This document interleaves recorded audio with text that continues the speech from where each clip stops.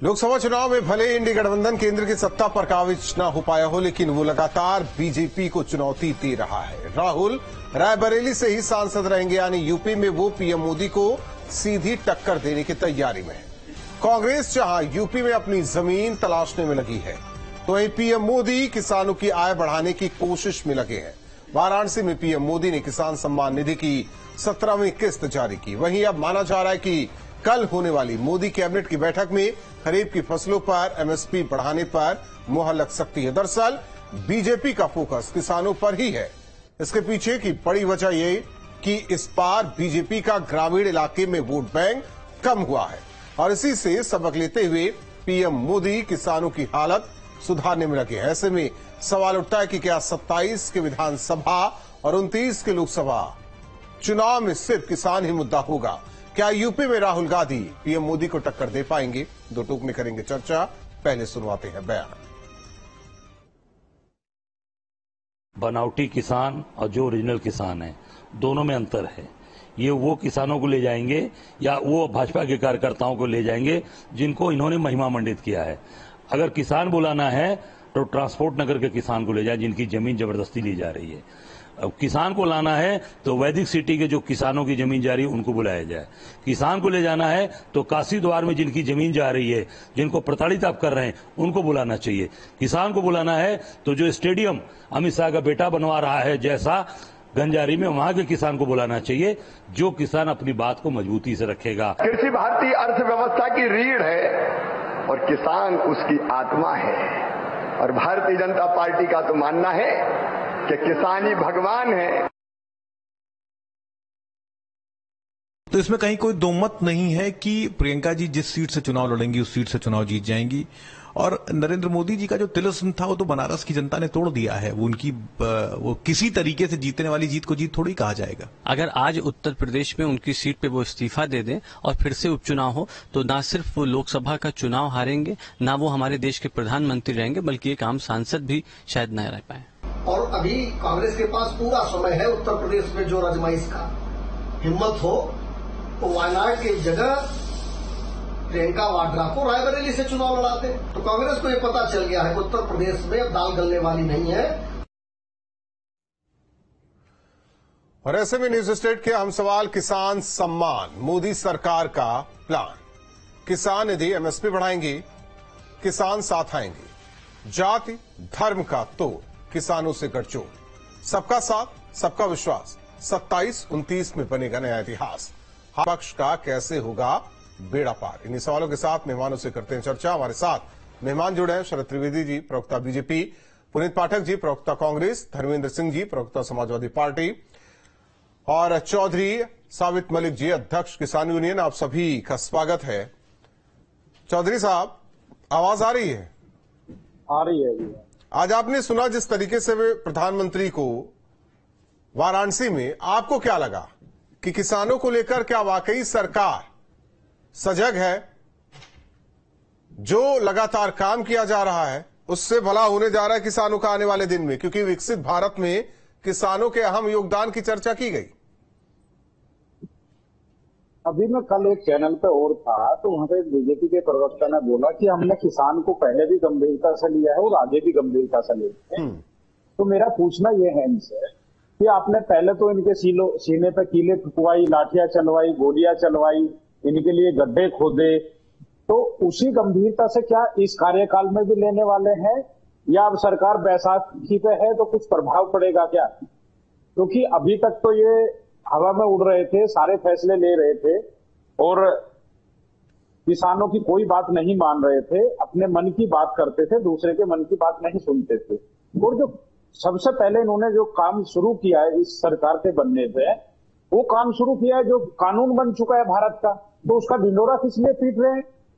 भाई जो कानून बन गया, हमारे देश में कानून हो गया कि किसान को सम्मान निधि दी जाएगी, तो उसका ढिंढोरा किस बात का पीछे? अगर करना है तो मैं इनसे मांग करता हूं कि सबसे पहली कैबिनेट की बैठक में एमएसपी की गारंटी, संपूर्ण कर्ज माफी और जितने किसानों के कृषि यंत्र हैं उनसे जीएसटी खत्म करके किसान के साथ सौहार्दपूर्ण आगे की बातचीत का रास्ता खोले मुद्दे बहुत सारे हैं, लेकिन ये 3 चीज ऐसी हैं, अगर ये करते हैं तो हमको लगेगा कि हाँ, किसान हमारे प्रति कुछ। ठीक है शरद त्रिवेदी जी, बाकी तो इन्होंने जितने वादे मांग तो बड़ी है, विकसित भारत का सपना भी देखा जा रहा है, जिसे लेकर विपक्ष लगातार हमलावर भी आप लोगों को, और उसमें एक आम मुद्दा किसान भी है।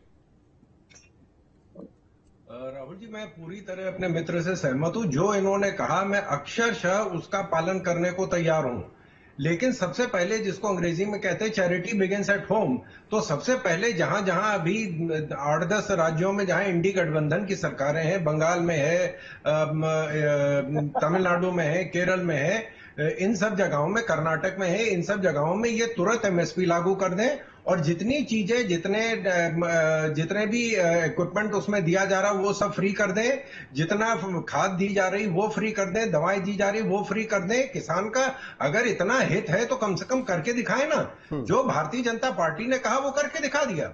आज 3.5 लाख करोड़ के खर्चे से हमने सिंचाई परियोजनाएं लाए, जिसमें करीब करीब 22 लाख हेक्टेयर जमीन सिंचाई में लेके आए। एमएसपी जो है वो जो दी जा रही है वो दी जाएगी, और उसके बाद उसको बढ़ाया भी जा रहा है। किसान सम्मान निधि दी जा रही है। राशन कार्ड जो पूरे देश में लागू है वो भारतीय जनता पार्टी ने किया है। किसान कार्ड बना है, जो सॉइल कार्ड बना है। अरे ये जहां पे इनकी सरकार है उसमें करके दिखा दें, ये तुरंत 100% अगले चुनाव में 100% जीत जाएंगे। आप देखें कि अभी हाल में जो कर्नाटक में इन्होंने कहा था कि नहीं साहब हम फलानी चीज फ्री कर देंगे, ढिमाकी चीज फ्री कर देंगे, वो सारे फ्री का जो बजट आ गया है 56,000 करोड़ का अतिरिक्त बजट आ चुका है। उसको ये देखने बगले झांकने लगे। कर्नाटक में इन्होंने 3 रुपया जो पेट्रोल और डीजल के रेट बढ़ा दिए। अरे आपको सब कुछ फ्री करना चाहिए। किसान का जो सम्मान है, किसान जो हमने किया हमने करके दिखा दिया, आप उसके आगे करके दिखाइए ना।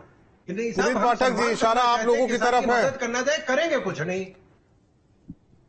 देखिए, अरे हम ये कह रहे हैं, इनको पहले ये बताओ कि हम एनडी गठबंधन से नहीं है, किसान हित में बात कर रहे हैं, और जितने आपने वादे किए कोई पूरा नहीं किया, सब चौधरी साहब जी 1 मिनट सुन तो लीजिए।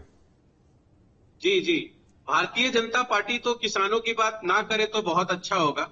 इन लोगों ने किसानों की आयु दुगना करने की बात की थी, और आज किसान कितनी बुरी दशा में है। एक रिपोर्ट के हिसाब से हर घंटे भारत में एक किसान सुसाइड कर रहा है, और ये मैं नहीं कर रहा हूं, एनसीआरबी का डेटा कह रहा है। सिर्फ 2014 से 2022 के बीच में 1 लाख किसानों ने आत्महत्या की है। इसका जिम्मेदार कौन है? ये लोग सिर्फ चंद किसान निधि के नाम पे थोड़ा सी किसानों की मदद करके किसानों का दिल नहीं बहला सकते हैं। ये जो जनादेश आया है, सबसे ज्यादा फार्मर सुसाइड महाराष्ट्र में होता है, और महाराष्ट्र में देखिए किसानों ने क्या जवाब दिया है। यहाँ पे जरूरत है किसानों के लिए बेहतर व्यवस्था की, यहाँ पे जरूरत है किसानों के लिए काम करने की, लेकिन भारतीय जनता पार्टी को हम लोग 2014 से उसका चाल चरित्र और चेहरा देख रहे हैं। ये लोग सिर्फ और सिर्फ बातें करते हैं, करते कुछ नहीं है। 15,000 करोड़ का बजट उत्तर प्रदेश में किसानों के लोन माफी का था, वो तो नहीं कर पाए, लेकिन अपने लिए हवाई जहाज जरूर 16,000 करोड़ के प्रधानमंत्री जी ने खरीदे। तो किसानों के लिए भारतीय जनता पार्टी कितना सीरियस है, वो इनका ये लोग जो काम करते हैं उसके आधार पर। उनका कहना है कि जहां जहां आपकी सरकार है, या जो आपके गठबंधन चाहे बाहर से भी समर्थन दे रहे हैं, वहां आप लोग शुरू कर दीजिए। सर ये वाटर बाउंड्री, ये जो वाटर बाउंड्री है, जो भारतीय जनता मेन काम करने का तरीका है, ये वाटर बाउंड्री में ही फंसाना चाहती है हमेशा। केंद्र में सरकार आपकी है, फंड्स केंद्र से अलॉट होते हैं, आप उतने फंड्स हमें दे दीजिए, हम वो सारे काम कर देंगे जो आप हमें बोल रहे हैं। ये लोग सही काम, इनके पास जब हाथ में है चीजें करने के लिए, तब तो करेंगे नहीं, तब ये लोग इधर उधर की बातों में फंसाएंगे, और फिर उसके बाद दूसरी सरकारों से सवाल पूछेंगे कि आपने क्यों नहीं किया, आपने क्यों नहीं किया।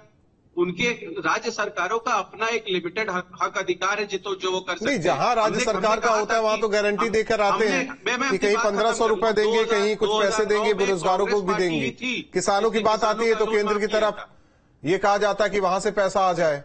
धर्मेंद्र सिंह जी, सवाल इस बात को लेकर है, विपक्ष घेरेगा सदन में किसान के मुद्दे को लेकर। अब तो तादाद भी बेहतर हो चुकी है।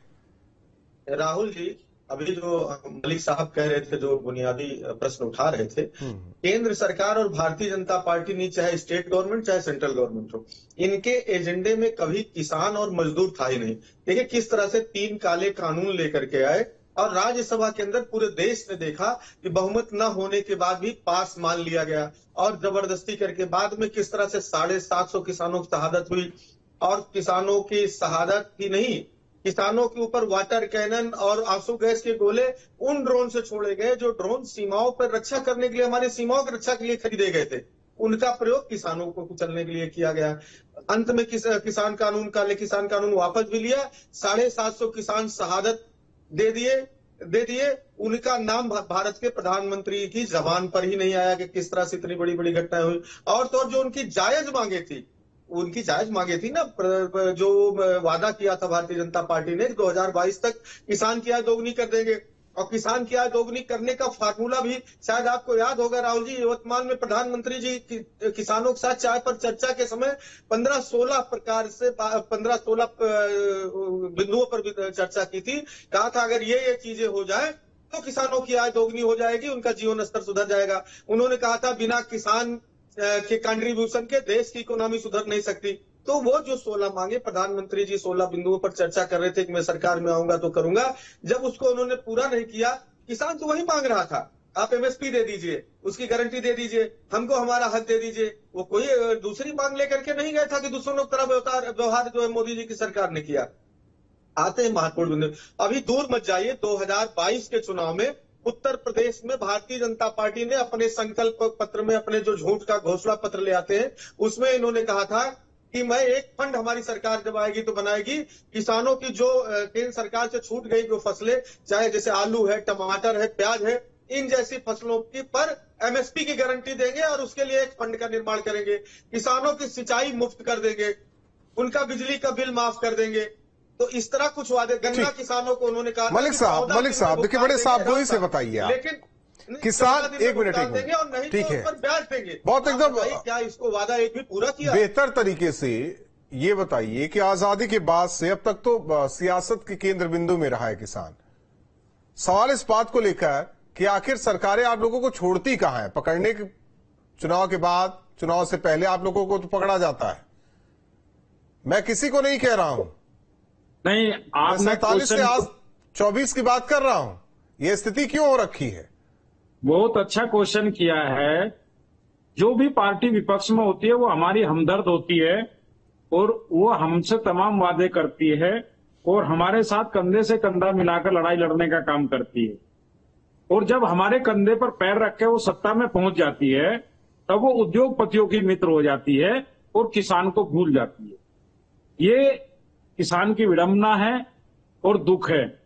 जब बीजेपी विपक्ष में थी, माननीय राजनाथ सिंह इनके राष्ट्रीय अध्यक्ष थे, जंतर मंतर पर धरने चले तो वहां पर जाके तमाम घोषणाएं करते थे और जिस कानून की बात कर रहे थे, एमएसपी गारंटी की बात, माननीय नरेंद्र मोदी जी एमएसपी कमेटी के अध्यक्ष थे, इन्होंने खुद कहा था कि किसान को एमएसपी की गारंटी मिलनी चाहिए।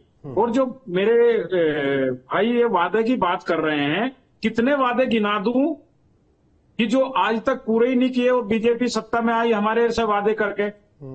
सबसे पहले जो दिल्ली में वादे किए थे, जब 7वें दौर की बातचीत हुई, उन्होंने कहा पराली पत्ती वाला कानून और बिजली अधिनियम वापस ले लिया।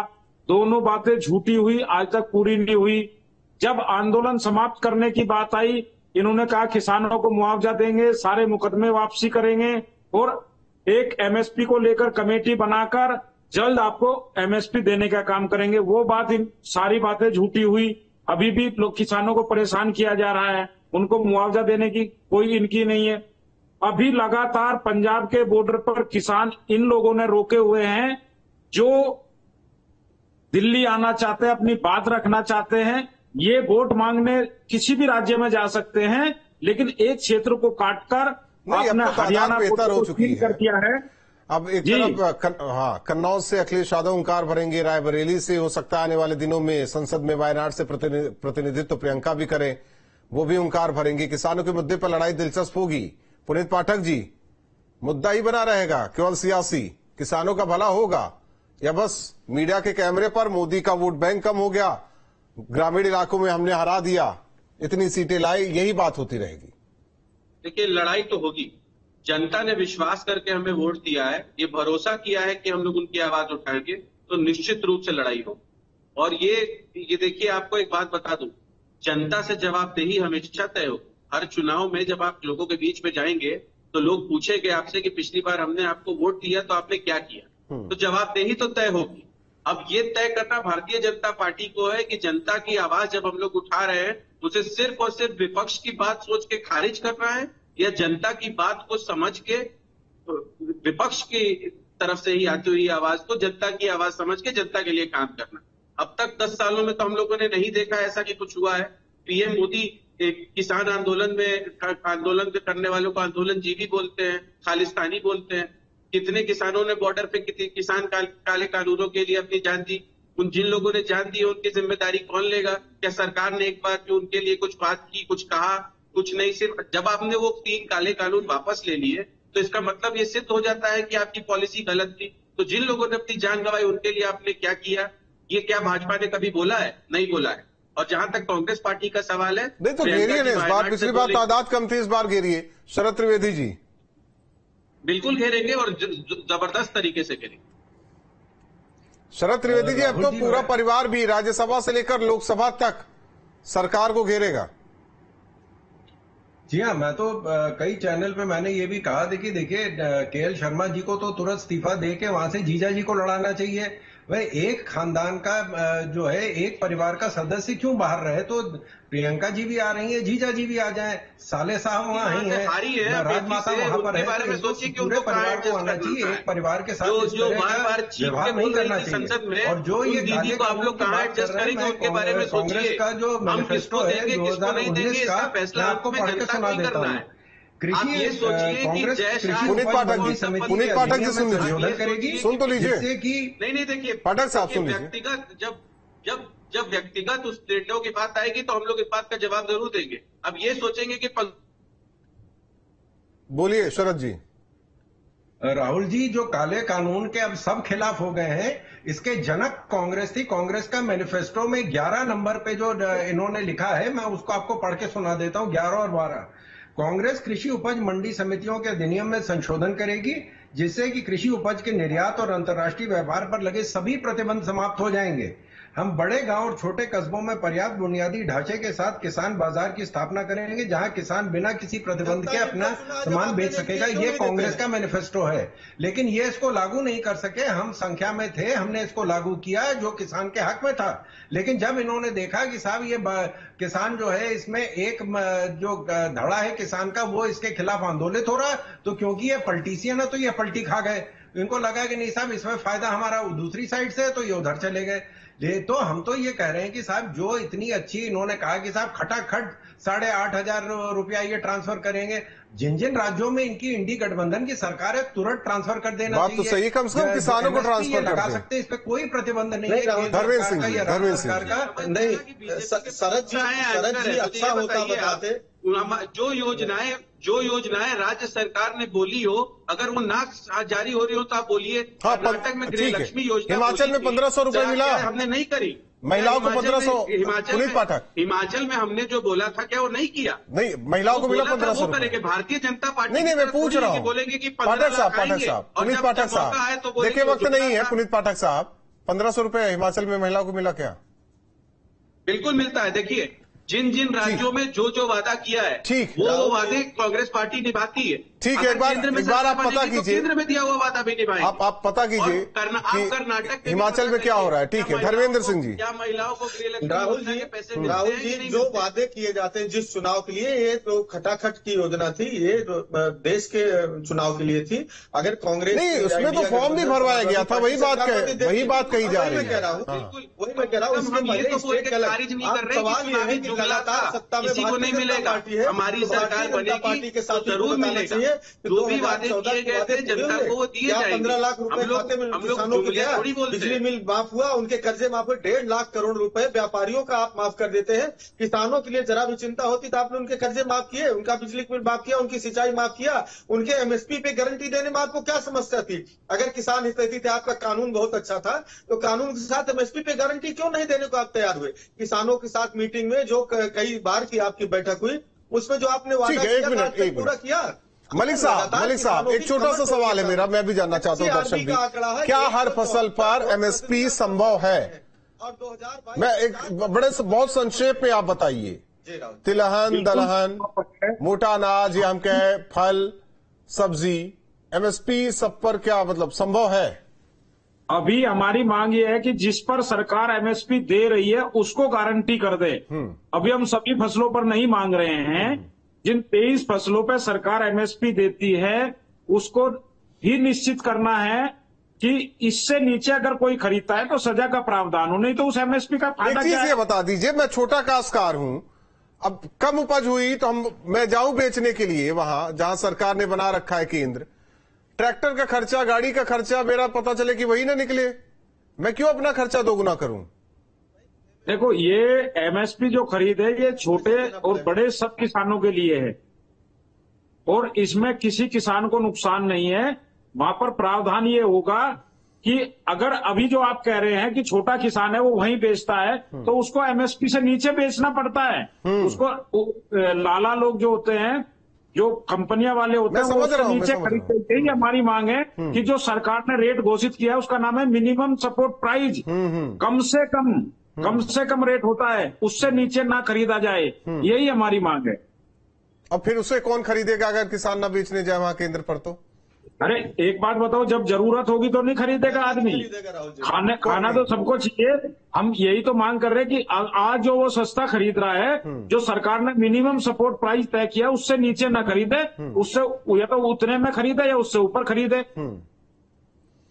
जरा ये आप लोग सोचिए। बहुत बहुत धन्यवाद चारों मेहमानों का हमारे साथ जुड़ने के लिए। हालांकि सियासत और जोर मारेगी जिस तरीके से संसद